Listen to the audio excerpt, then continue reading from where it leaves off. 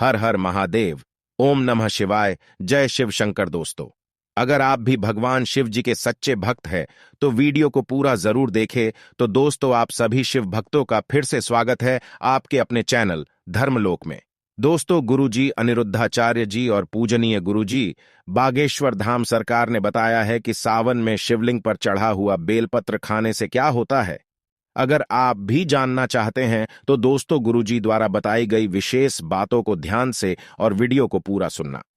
तो चलिए सुनते हैं गुरुजी द्वारा बताई गई बातें। महादेव। ओम नमः शिवाय। सावन की हार्दिक शुभकामनाएं। दोस्तों, सावन का पवित्र महीना चल रहा है। सावन के पवित्र महीने में जो बेल पत्र होता है वो गंगाजल से भी ज्यादा पवित्र हो जाता है। आज के इस वीडियो में हम जानेंगे शिवलिंग पर चढ़ा बेलपत्र खाने के फायदे। वास्तव में जब आप शिवलिंग पर बेलपत्र चढ़ाते हैं तो वो बेलपत्र कोई साधारण बेलपत्र नहीं रह जाता, वो साक्षात भगवान शंकर जी का प्रसाद बन जाता है।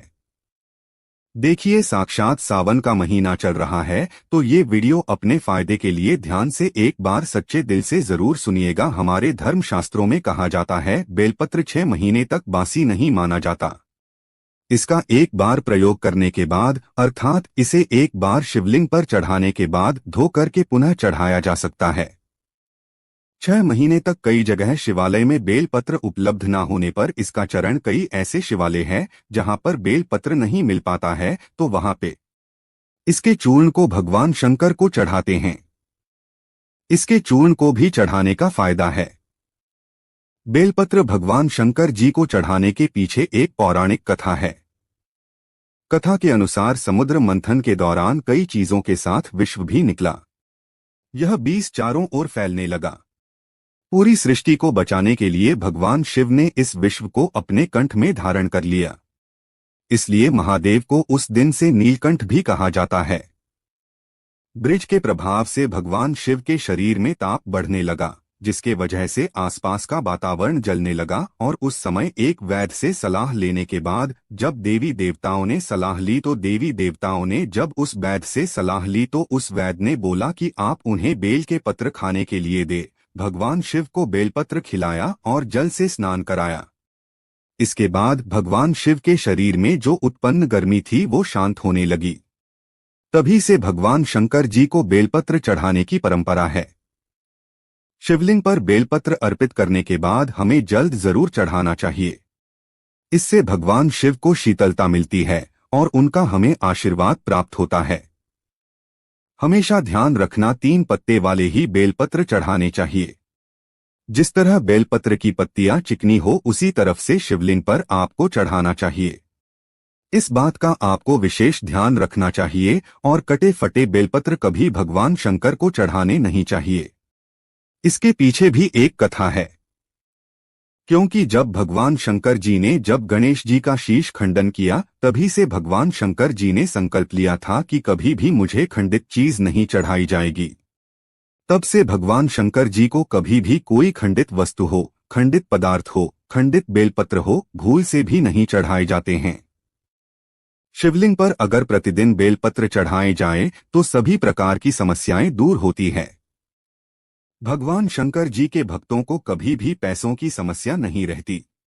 बेलपत्र को तिजोरी में रखने से बरकत आती है। तो ये वीडियो को ध्यान से सुनना। वीडियो में मैं आप लोगों को बेलपत्र से जुड़ी हुई संपूर्ण जानकारी बताऊंगा।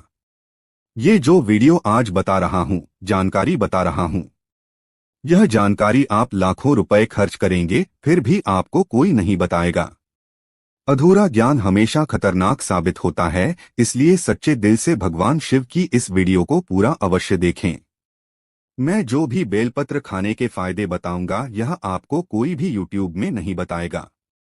आइए जानते हैं बेलपत्र संबंधित कुछ ऐसी विशेष जानकारी। दोस्तों, आगे बढ़ने से पहले सच्चे दिल से कमेंट बॉक्स में भगवान शिव के समर्पित अपना प्यार अवश्य दिखाएं। आप कितना प्यार करते हैं कमेंट बॉक्स में जरूर लिखें। हर हर महादेव। ओम नमः शिवाय। और हमारे चैनल को सब्सक्राइब जरूर कर लें। तो जो बेलपत्र है कुछ समय में नहीं तोड़ना चाहिए। कुछ ऐसी विशेष तिथि जिसमें बेलपत्र नहीं तोड़ना चाहिए तो हमारे धर्मशास्त्र कहते हैं। बेलपत्र को हमेशा चतुर्थी, अष्टमी, नवमी, 10वीं चतुर्थी, अमावस्या और पूर्णिमा और जो संक्रांति है, इस स्थिति में बेलपत्र को कभी भी नहीं तोड़ना चाहिए और ये भी कहा जाता है सोमवार के दिन बेलपत्र को कभी भी नहीं तोड़ना चाहिए। ऐसे में जब सावन का पहला सोमवार पड़े तो ये बात जरूर गांठ बांध लें कि सोमवार आने से पहले बेलपत्र घर में जरूर लाकर रखें।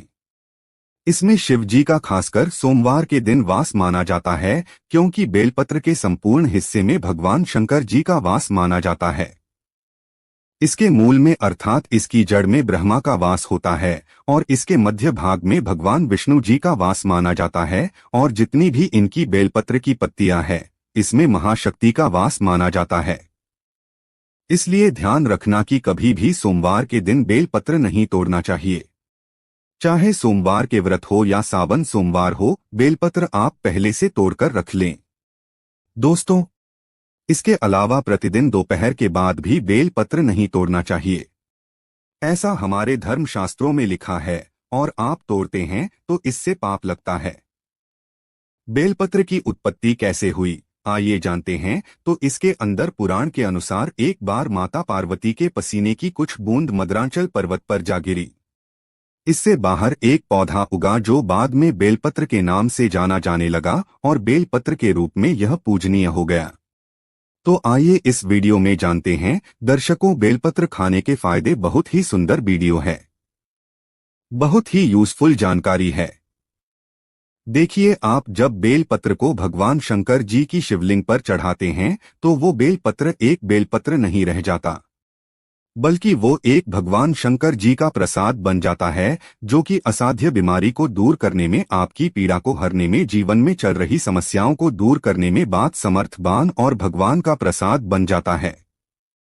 वो आपके लिए अमृत जैसा बन जाता है। तो शिवलिंग पर नित्य आप बेलपत्र चढ़ाते हैं, तो शिवलिंग पर चढ़ा हुआ बेलपत्र खाने से क्या फायदा मिलता है, आइए जानते हैं। तो शिवलिंग पर चढ़ा हुआ बेलपत्र खाने से शरीर के सभी प्रकार के रोग दूर हो जाते हैं।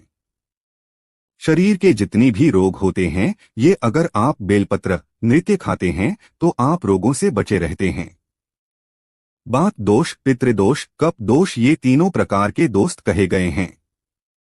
इन दोषों से संपूर्ण रोग उत्पन्न होते हैं, तो सभी प्रकार के रोगों से आप इनका नित्य सेवन करते हैं। केवल बेल के पत्र की एक ही पत्ती बस खा लेते हैं सुबह शाम, तो कई प्रकार की बीमारियों से आप बचे रहेंगे। शरीर से पाप मिट जाता है, क्योंकि शिवलिंग पर चढ़ा हुआ होने के कारण ये सिद्ध हो जाता है। तो जो लोग गौ हत्या जैसे पाप से भी परेशान हैं, जिन लोगों को गौ हत्या जैसे पाप लग गया है, भयंकर से भयंकर अनजाने में पाप हो गया हो और वो चाहते हैं कि वो पाप का पश्चाताप कर लें, तो नित्य कम से कम ज्यादा नहीं तो 2 माह तक आपको बेलपत्र का सेवन जरूर करना चाहिए। इससे शरीर का पाप मिटता है। इसके बाद भगवान भोलेनाथ का ये प्रसाद हो जाता है, इसलिए ये तमस गुणों को समाप्त करते हैं। बहुत से लोगों के शरीर में तामस गुण आ जाते हैं, या फिर बहुत से लोग मदिरा वगैरह का सेवन करे हुए हैं, या फिर मटन, मांस, चिकन आदि कई प्रकार के जो कहे गए हैं नकारात्मक चीजों का सेवन करके बैठे होते हैं, काम सी चीजों का सेवन करके बैठे होते हैं, तो यह शरीर अशुद्ध होता है। तो आप अपने अशुद्ध शरीर को पुनः स्वस्थ बनाने के लिए, पुनः शुद्ध करने के लिए भोलेनाथ का प्रसाद होता है। आप ये खाना शुरू कर दीजिए। नित्य 5 बेलपत्र खाइए, 3 सुबह खाइए, 2 शाम में खाइए। अगर नित्य खाते हैं तो यह आपके शरीर से तामस गुणों को समाप्त करते हैं। इसके बाद ये भी कहा जाता है, बेलपत्र खाने से भाग्य बलवान होता है। कैसा भी आपका दुर्भाग्य हो, जिस टाइम से बेलपत्र खाना शुरू कर देते हैं, आपका फिर दुर्भाग्य सौभाग्य में बदल जाता है। आपकी किस्मत, आपकी तकदीर फिर आपके अनुरूप ही चलती है। इसके बाद आयुर्वेद में कहा जाता है कि बेलपत्र खाने से रक्त साफ होता है। अगर रक्त संबंधित कोई बीमारी है तो नित्य 5 बेलपत्र खाइए। 5 बेलपत्र आप एक साथ में शुरू में नहीं खा पाते हैं, तो धीरे धीरे आप इनका जो है सेवन बढ़ा सकते हैं। दोस्त, और प्रथम दिन 1 बेलपत्र खाइए, दूसरे दिन 2 बेलपत्र खाइए, तीसरे दिन 3 बेलपत्र खाइए। इस प्रकार से आपको बेलपत्र की जो संख्या है उसे आपको बढ़ाना है। एक दिन में 5 बेलपत्र अगर आप नहीं खा पाते हैं तो नहीं खाना है। धीरे धीरे आपको बढ़ाना है तो इससे रक्त साफ होता है, रक्त में शुद्धि आती है और बिल्कुल ही आपके शरीर को फिल्टर करने का काम करता है। आपके संपूर्ण शरीर में रोग हो, दोष हो, पितृ दोष हो, किसी भी प्रकार का दोष हो, रक्त में संबंधित परेशानी हो, बिल्कुल ही सभी प्रकार की समस्याओं को दूर कर देता है। इसके बाद बेलपत्र नित्य खाने से केवल 1 ही महीने तक बेलपत्र नित्य भगवान शंकर जी की शिवलिंग पर चढ़ा हुआ खाते हैं तो इससे इच्छा की पूर्ति होती है। कोई भी आपकी इच्छा हो वो इच्छा पूर्ण हो जाती है। मन भक्ति में लगता है, मन हमेशा शांत रहता है, जैसा भगवान शंकर जी का। आप चाहते हैं कि मन आपका भक्ति में लगे, मन हमेशा शांत रहे, तो उस शिवलिंग पर चढ़ा बेलपत्र खाने से मन भक्ति में लगता है, मन हमेशा शांत रहता है। मन में जो चिड़चिड़ापन है, छोटी छोटी बातों पर गुस्सा आ जाता है, चिड़चिड़ापन रहता है, तो वो दूर हो जाता है। इसके बाद इसका सेवन करने से सांसारिक भोग समाप्त होने लगता है। आपका जो सांसारिक भोग है, किसी भी प्रकार का जो सांसारिक भोग है, वो भोग भी समाप्त हो जाता है। मन में भोग की कामना नहीं रहती। दोस्तों, जो बात नहीं बताई जाती वो बात भी मैं आप लोगों को भी बता रहा हूं। इस वीडियो में ऐसा भी माना जाता है, पिछले वाले वीडियो में भी बताया हूं कि शिवलिंग पर चढ़ा बेलपत्र खाने से व्यक्ति को 6 महीने तक लगातार शिवलिंग पर चढ़ा हुआ बेलपत्र खाइए तो 6 महीने तक शिवलिंग पर चढ़ा बेलपत्र खाते हैं तो व्यक्ति को भूत भविष्य वर्तमान देखने की सिद्धि प्राप्त हो जाती है, देखने की सिद्धि आ जाती है। स्वतः ही आप माने या ना माने, लेकिन शिवलिंग पर चढ़ा बेलपत्र हमारे एक मित्र ने, हमारे एक संत महात्मा से हमने बातचीत की, ये हमारे मित्र ने भी खाए थे। बिल्कुल ही भूत भविष्य वर्तमान देखने की सिद्धियां आ जाती है, लेकिन आप अपना देख सकते हैं, लेकिन इसका प्रयोग किसी का अहित करने के लिए नहीं करना होता है।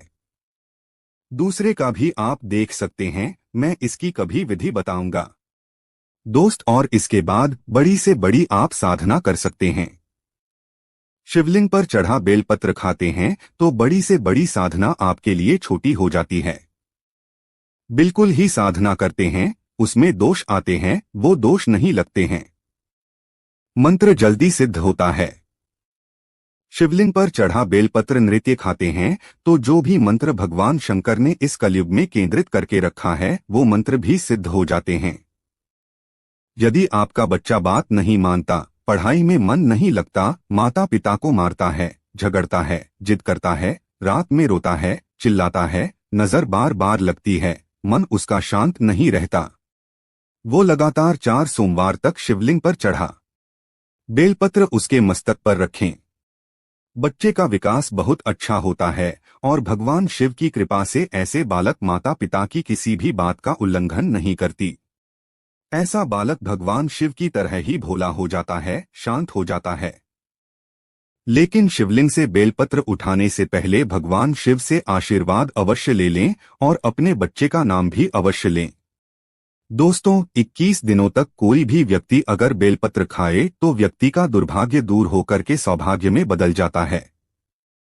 यहाँ तक कि अगर आपको 9 ग्रह की पीड़ा है, आप में से अधिकतर ऐसे लोग हैं जो कि शनि है, राहु है, केतु है, इस प्रकार के जो नीच ग्रह कहे गए हैं, इससे हमेशा पीड़ित रहती है, तो आप 9 ग्रह की पीड़ा से परेशान हैं, कोई मार्ग नहीं सूझ रहा है, काफी सारा पैसा खर्च करते हैं, आप यज्ञ हवन करवाते हैं, फिर भी ना की पीड़ा शांत नहीं हो रही, तो केवल शिवलिंग पर चढ़ा बेलपत्र नित्य आपको 5 खाना शुरू कर देना है। ज्यादा मत खाइए, आपको ज्यादा दिनों तक नहीं खाना है, केवल आप 1 महीने तक खा करके देखिए। आप जिस टाइम खाएंगे उसी टाइम से आपके 9 ग्रह की पीड़ा दूर होना शुरू हो जाएगी। दोस्तों, इसके बाद ये देही की पीड़ा को दूर करता है। कोई देवी देवता की कोर दृष्टि लगी हो, कूप लगा हो आपके जीवन में जो कि परेशानी डाल रहा हो, कभी कभी हमारे घर के देवी देवता ही हमारा नुकसान करते हैं, जिसे हम कुल के देवी देवता बोल सकते हैं, तो कोई देवी देवता की पीड़ा आपको सता रही हो, वो पीड़ा दूर होती है, दही की पीड़ा दूर होती है। दही की पीड़ा में बहुत सारी समस्याएं आ जाती है, जैसे कि स्वर है, कई प्रकार के रोग आ जाते हैं तो दैहिक पीड़ा भी दूर होती है, सारे कष्ट भी मिटते हैं। आपके शरीर में किसी भी प्रकार का कष्ट हो वो कष्ट मिटता है। दोस्तों अंतिम बताना चाहूंगा, अगर नित्य शिवलिंग पर चढ़ा बेलपत्र सामर्थ्य अनुसार खाइए, ऐसा नहीं कि मैं 5 बोल रहा हूं तो 5 ही खाइए, आपसे 1 बनता है। आप 1 ही खाना शुरू कर दें, लेकिन आपको नित्य खाना है तो इससे शरीर सिद्ध हो जाता है। आपका जो शरीर है बिल्कुल ही सिद्ध हो जाता है और आपको अनेक प्रकार की सिद्धियों की प्राप्ति होती है। आपके शरीर में पुण्य इतना बढ़ जाता है कि आप जो शब्द बोलते हैं वो शब्द लगने लगते हैं, शरीर में वाक्य सिद्धियां आ जाती है। तो आपने देखा शिवलिंग पर चढ़े बेलपत्र खाने के इतने चमत्कारिक फायदे हैं। और ये भी कहा जाता है हमारे आयुर्वेद में, अगर पेट से जुड़ी कोई समस्या है तो अगर शिवलिंग पर चढ़ा बेल पर तेरे नित्य खाते हैं, रोजाना सेवन करते हैं तो पेट से जुड़ी गंभीर समस्याएं भी दूर हो जाती है और ये हमारे डाइजेशन सिस्टम को मजबूत बनाती है। साथ ही जैसे कब्जी है, पेट में गैस बनती है, दर्द की समस्या बनी रहती है तो शिवलिंग पर चढ़ाएं, बेलपत्र खाना शुरू कर दें। धीरे धीरे आपको आराम मिलेगा, लेकिन 100% आराम ही मिलेगा और आपको इसे 2 से 4 दिनों तक नहीं खाना है, लंबे समय तक, लंबे टाइम तक खाना है। आप खुद देखना आपके जीवन में जो परेशानी है, बीमारी है, तकलीफ है, वो सारे कष्ट दूर हो जाते हैं। दोस्त, और सावन के महीने में कौन कौन चाहता है भगवान शिव हमारे घर में आ जाए, तो कमेंट बॉक्स में सच्चे दिल से लेकर भगवान शिव आपका स्वागत है हमारे घर में। भगवान शिव से अगर आप प्यार करते हैं तो एक लाइक जरूर करेंगे और हमारे चैनल को सब्सक्राइब जरूर करें। तो मित्रों, आज के लिए बस इतना ही, फिर मुलाकात होगी एक नए और ताजा एपिसोड में। अब तक के लिए नमस्कार।